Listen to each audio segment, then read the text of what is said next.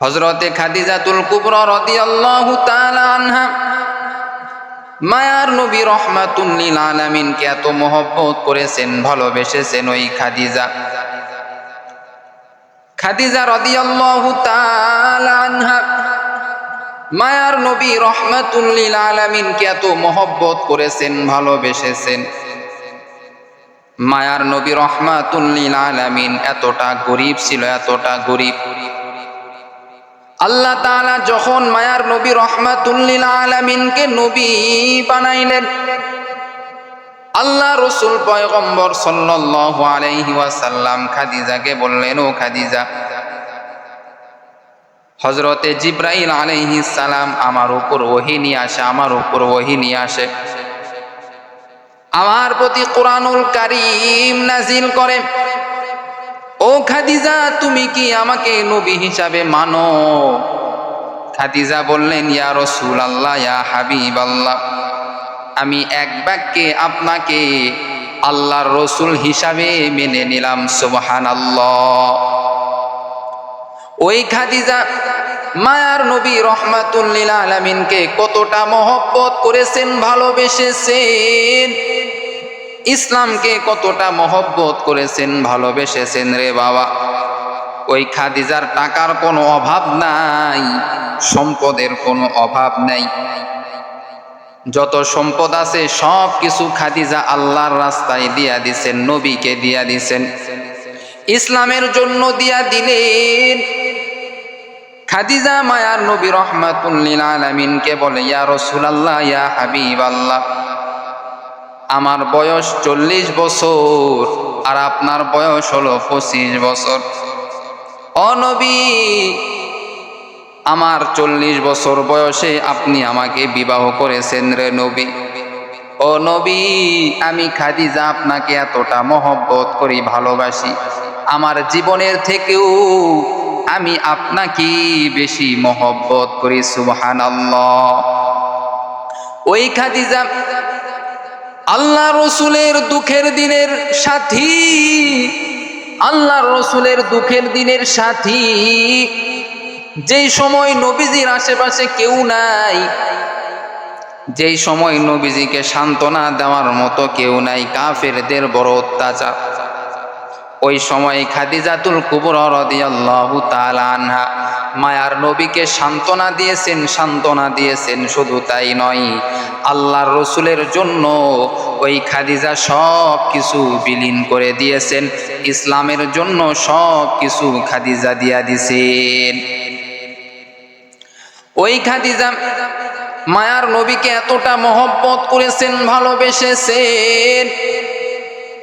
আল্লাহ রসুলকে বলেছেন, ইয়া রাসূলুল্লাহ, ইয়া হাবিবাল্লাহ, আপনি কখনো টেনশন করবেন না, কখনো টেনশন করবেন না। ইয়া রাসূলুল্লাহ, ইয়া হাবিবাল্লাহ, আমার যত সম্পদ আছে সব কিছু আমি আপনাকে ইসলামের জন্য আমি খাদিজা দিয়া দিলাম। আমি খাদিজা শুধু আপনি এবং আল্লাহকে আমি খাদিজা শুধু চাই। নবীজি যখন আম্মাজান আয়েশা সিদ্দিকা রাদিয়াল্লাহু তাআলা আনহাকে বিবাহ করলেন, আয়েশার চেহারা ছিল সুন্দর। আয়েশা আল্লাহর রাসূলের সুন্দরী একজন বিবি ছিল। কিন্তু মাঝে মাঝেই মায়ার নবী রাহমাতুল লিল আলামিন খাদিজার কথা আয়েশার কাছে বলতেন, আয়েশার কাছে বলতেন। আয়েশা এইবার বলল, ইয়া রাসূলুল্লাহ, ইয়া হাবিবাল্লাহ, আমি এত সুন্দর একজন বিবি, আপনাকে কত ভালোবাসি, কত মহব্বত করি, আপনি তারপরেও খাদিজার কথা এত বারবার আপনি বলেন, কারণটা কি? মায়ার নবী রাহমাতুল লিল আলামিন জানায়া দেয়, ও আয়েশা, তুমি আমার সুখের দিনের বিবি, আর খাদিজা হলো আমার দুঃখের দিনের বিবি। ও আয়েশা, তুমি আমার সুখের দিনের বিবি রে আয়েশা, কিন্তু খাদিজা হলো আমার দুঃখের দিনের বিবি। ও আয়েশা, এজন্য আমি নবী খাদিজাকে আমি নবী ভুলতে পারি না। খাদিজা যদি মারা না যাইতো, আমি নবী আর অন্য কোনো বিবাহ করতাম না। এরে নবীর আশিক উম্মতের দল, ও আম্মা জানেরা, মনোযোগ সহকারে শুনবেন রে মা। আল্লাহর নবী একবার খাদিজা রাদিয়াল্লাহু তাআলা আনহার কাছে মৃত্যুর আলোচনা করতেছেন, কবরের আলোচনা করতেছেন। কবরের মধ্যে বেঈমান বেনামাজির কবরের মধ্যে যে জাহান্নামের আগুন চালু হয়ে যাবে, এই মৃত্যুর যন্ত্রণা যে কত কঠিন, এগুলি নিয়ে খাদিজার কাছে আলোচনা করতেছেন মায়ার নবী। খাদিজা এবার বলতেছেন, ইয়া রাসূলুল্লাহ, ইয়া হাবিবাল্লাহ, আমি খাদিজারও তো একদিন মৃত্যু হবে, আমি খাদিজারও তো একদিন মৃত্যু হবে। ও নবী, আমি খাদিজারও তো একদিন মৃত্যু হবে। নবী বললেন, ও খাদিজা, অবশ্যই তোমারও একদিন মৃত্যু হবে, তোমাকেও একদিন অন্ধকার কবরের মধ্যে রাখা হবে। খাদিজা এবার যখন জানতে পারলো তারও একদিন মৃত্যু হবে, খাদিজার চোখে আর কোনো ঘুম নাই। এই দিন থেকে খাদিজার কাছে মায়ার নবী রাহমাতুল লিল আলামিন মৃত্যুর গল্প করেছেন, কবরের গল্প করেছেন। ওই দিন থেকে খাদিজার চোখে আর কোনো ঘুম নাই, খাদিজার কোনো ঘুম নাই। খাদিজা সর্বদা শুধু টেনশন করে মৃত্যুর টেনশন। কি উপায় হবে আমার? আমি খাদিজা যদি এখন মারা যাই, আমি খাদিজার কি উপায় হবে? আমি খাদিজা যদি অন্ধকার কবরে যাই, তাহলে আমি খাদিজার কি উপায় হবে? এই টেনশনে খাদিজা খাবার দাবার সব কিছু বাদ দিল, ঘুমান বাদ দিয়া দিল, সব আরাম আয়েশ বাদ দিয়া দিল, শুধু মৃত্যুর টেনশন। আল্লাহর নবী এবার লক্ষ্য করে দেখতেছে খাদিজা সব কিছু বাদ দিয়া শুধু মৃত্যুর টেনশন করতেছে। মায়ার নবী রাহমাতুল লিল আলামিন সান্ত্বনা দিতেছেন, ও খাদিজা, তুমি টেনশন করিও না, খাদিজা, তোমার টেনশনের কোনো দরকার নাই। খাদিজা বলতেছেন, ইয়া রাসূলুল্লাহ, ইয়া হাবিবাল্লাহ, আমি কেন টেনশন করব না? কারণ মৃত্যুর যন্ত্রণা আমি খাদিজা সহ্য করতে পারবো না। ওই কবরের মধ্যে আযাব আমি খাদিজা কখনো সহ্য করতে পারবো না রে নবী। এবার নবীজি বললেন, খাদিজা, তুমি টেনশন করিও না, তুমি পেরেশান হইও না। খাদিজা বলতেছেন, ইয়া রাসূলুল্লাহ, ইয়া হাবিবাল্লাহ, আমি টেনশন করব না, আমি পেরেশান হব না। তবে আপনি যদি আমাকে তিনটা কাজ যদি আপনি আমার করে দেন, তিনটা কাজ যদি আপনি আমার করে দেন রে নবী, আপনার কাছে শুধু আমার তিনটা চাওয়া, আপনার কাছে শুধু আমার তিনটা চাওয়া রে নবী। এই তিনটা যদি আপনি পূরণ করে দেন, তিনটা কাজ যদি আপনি পূরণ করেন, তাহলে আমি এখনই খাদিজা কান্না বন্ধ করে দিব। এবার মায়ার নবী রাহমাতুল লিল আলামিন খাদিজাকে বললেন, ও খাদিজা, তোমার তিনটা কি শর্ত, তোমার তিনটা কি কাজ আমাকে করতে হবে বলো। খাদিজা এবার নবীজির হাত ধরিয়া বলেন, ইয়া রাসূলুল্লাহ, ইয়া হাবিবাল্লাহ, এক নাম্বার কাজ হলো, আমি খাদিজার যখন মৃত্যু হয়ে যাবে, আমার মৃত্যু যখন হয়ে যাবে রে নবী, তখন মৃত্যু হওয়ার পরে গোসল করানোর পরে কাফন পরাইতে হয়। নবীজি বললেন, হ্যাঁ, আমি কাফন তো তোমাকে পরাইব। এইবার খাদিজা বললেন, আমাকে বাজারের কোনো কাফন দিয়ে আমার কাফনের ব্যবস্থা করবেন না, আপনার শরীরে যে জামা রয়েছে এই জামাটা দিয়ে আমার কাফনের ব্যবস্থা করবেন রে নবী। কারণ আপনার শরীরের জামা মোবারক যদি আমার কাফনের জন্য যদি ব্যবস্থা হয়ে যায়, তাহলে আমাকে যখন কবরের মধ্যে রাখা হবে, ফেরেশতারা যখন কবরের মধ্যে আসবে, আপনার জামা মোবারক যদি আমি খাদিজার শরীরের মধ্যে যদি থাকে, তাহলে ওই ফেরেশতারা আপনার জামার কারণে আমি খাদিজাকে আর কষ্ট দিবে না। নবীজি বললেন, ঠিক আছে খাদিজা, তোমার এক নাম্বার আশা আমি অবশ্যই পূরণ করব। খাদিজা, দুই নাম্বার তোমার কি কাজ করতে হবে বলো।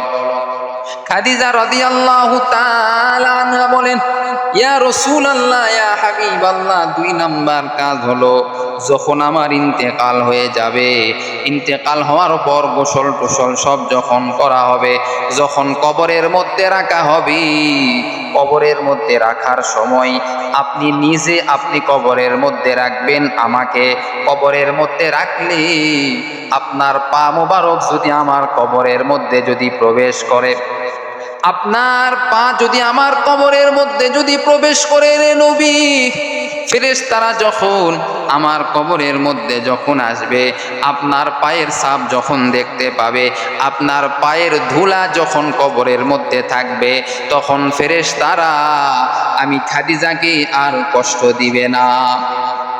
নবী বললেন, খাদিজা 3 নাম্বার কি কাজ করতে হবে বলো। এবার খাদিজা বললেন, ইয়া রাসূলুল্লাহ, ইয়া হাবিবাল্লাহ, 3 নাম্বার কাজ হলো, আমাকে যখন কবরের মধ্যে রাখিয়া সবাই যখন চলে যাবে, আপনি নবী যাবেন না, আপনি নবী যাবেন না যতক্ষণ পর্যন্ত প্রশ্নের জবাব আপনি দিবেন না, অর্থাৎ আমার কবরের সওয়াল জবাবের প্রশ্নের উত্তর আপনি নিজে দিয়া দিবেন। আপনার জবান থেকে যদি ফেরেশতারা যদি প্রশ্নের জবাব যদি পাই, তাহলে আমি খাদিজাকে ফেরেশতারা কোনোদিন কষ্ট দিবে না। আমি খাদিজাকে ফেরেশতারা কোনোদিন কষ্ট দিবে না রে নবী। আমার প্রশ্নের জবাবটা যদি আপনি দিয়া দেন, তাহলে আমি খাদিজাকে কোনোদিন ফেরেশতারা কষ্ট দিবে না। নবী বললেন, ও খাদিজা, তোমার এই 3টা কাজই আমি করে দিব, কোনো টেনশন করিও না, তোমার কোনো টেনশন নাই রে খাদিজা। এবার খাদিজা রাদিয়াল্লাহু তাআলা আনহার ইন্তেকাল হয়ে গেল। ইন্তেকাল হওয়ার পর এইবার সব কিছু কাজ নবীজি পাই টু পাই নবীজি এইবার পালন করলো। 1 নাম্বার যে কাজ করার কথা বলেছিল, আল্লাহর নবী নিজের জুব্বাটা শরীরে যেটা পরে থাকতো, ওই জুব্বাটা দিয়ে খাদিজার এরকমভাবে খাদিজার কাফনের ব্যবস্থা করলো। নবীজির জুব্বাটা খুলে খাদিজার কাফনের ব্যবস্থা করলো। এবার নবীজি নিজ হাতে খাদিজাকে এইবার কবরের মধ্যে নামাইলো। নবীজির পা মুবারক খাদিজার কবরের মধ্যে রাখলো।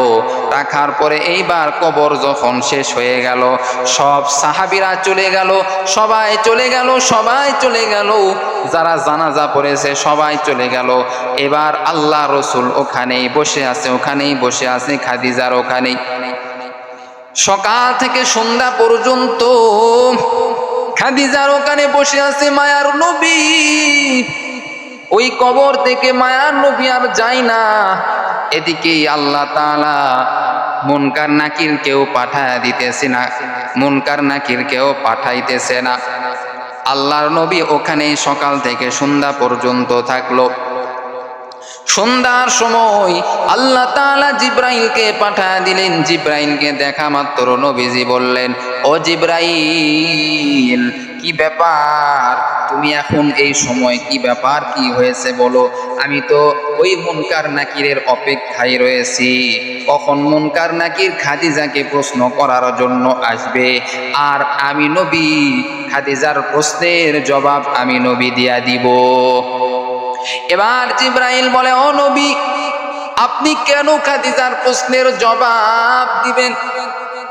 আপনার খাদিজার প্রশ্নের জবাব আপনাকে দেওয়ার দরকার নাই। ও নবী, আপনি যতটা খাদিজাকে মহব্বত করেন, এর থেকেও বেশি মহব্বত করেন হলেন আসমানের মালিক আমার আল্লাহ তাআলা।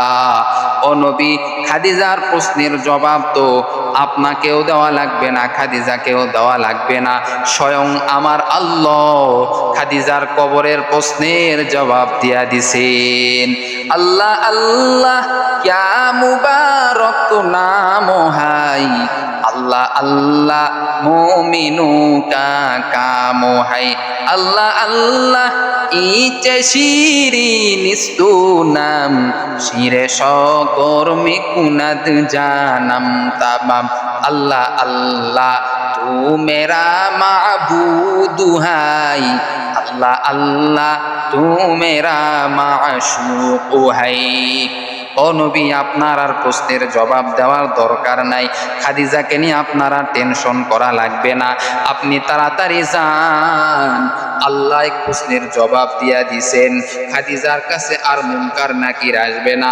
পরে নবীর উম্মতের দল, ও পর্দার অন্তরালের আম্মা জানেরা, মনটা কি চাই না খাদিজার মতো ঈমান নিয়া কবরে যাবেন? মনটা কি চাই না আয়েশার মতো ঈমান নিয়া কবরে যাবেন রে মা? মনটা কি চাই না ওই হাফসার মতো ঈমান নিয়ে কবরে যাবেন, মনটা কি চাই না? কোরআনের একজন আলেমের মা বাবা হয়ে কবরে যাবেন, মনটা কি চাই না?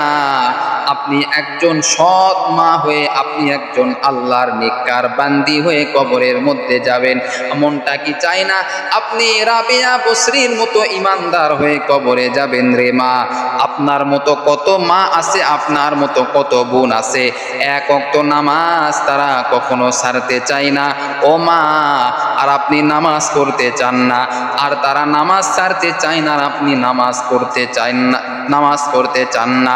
বড় আফসোসের বিষয়, আজকে মা বোনরা এমন অবস্থা হয়ে গেল, এমন অবস্থা হয়ে গেল, কোনো পর্দা নাই, পর্দা নাই, ফেসবুক নিয়ে ব্যস্ত, টিকটক নিয়ে ব্যস্ত।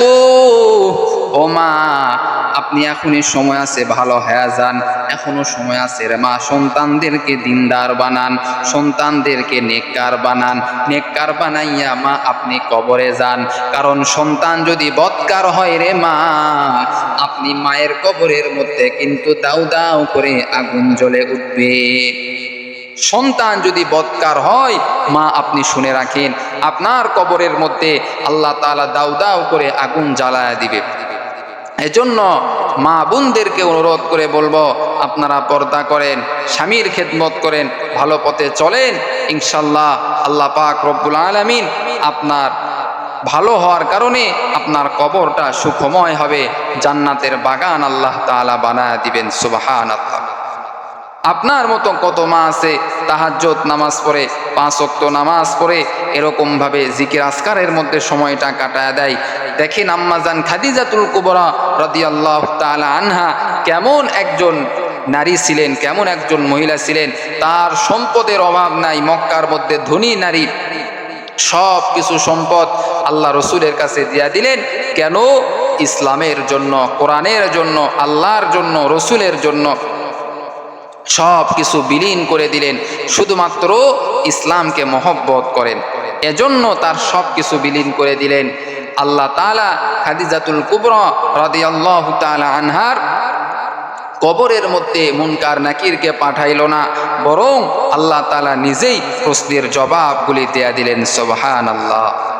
আজকে আমরা যারা মা বোন আছে, তারা যদি এরকমভাবে পর্দা করত, হালালভাবে চলতো, স্বামীর খেদমত করত, সন্তানদেরকে আদর্শবান সন্তান যদি বানাইতো, ওই সন্তান আল্লাহ তাআলার কাছে কিয়ামতের দিন বলবে, আল্লাহ আমার পিতামাতা আমাকে দ্বীনের শিক্ষা দিয়েছে, কোরআনের শিক্ষা দিয়েছে, হাদিসের শিক্ষা দিয়েছে, আমার পিতামাতাকে ছাড়া আমি সন্তান জান্নাতে যাব না, আমি সন্তান জান্নাতে যাব না। তাহলে আল্লাহ তাআলা খুশি হয়ে যাইতেন, আল্লাহ তাআলা ওই মা বাবাকে জান্নাতের মেহমান বানায়া দিতেন। অথচ মা বাবারা সন্তানদেরকে খারাপ বানাইতেছে, সন্তানদেরকে নাচ গান শিখাইতেছে, সন্তানদেরকে এরকমভাবে তাদেরকে আধুনিক ভাবে গড়ে উঠাইতেছে, নাচ গান শিখাইতেছে, বিভিন্ন তাদেরকে গুনার মধ্যে লিপ্ত রেখেছে। কিয়ামতের দিন শুনে রাখেন, ওই সমস্ত মা বাবাদেরকে সন্তানেরা নিজে হাত ধরে ধরে জাহান্নামের মধ্যে নিয়ে যাবে। এজন্য কাজেই আমাদের মা বাবাদেরকে সতর্ক হয়ে থাকতে হবে এবং দিনদার হতে হবে, সন্তানদেরকেও দিনদার করতে হবে। আল্লাহ আমাদের সব মা বাবাদেরকে সহি বুঝ দান করুক, সকলেই বলি আমিন।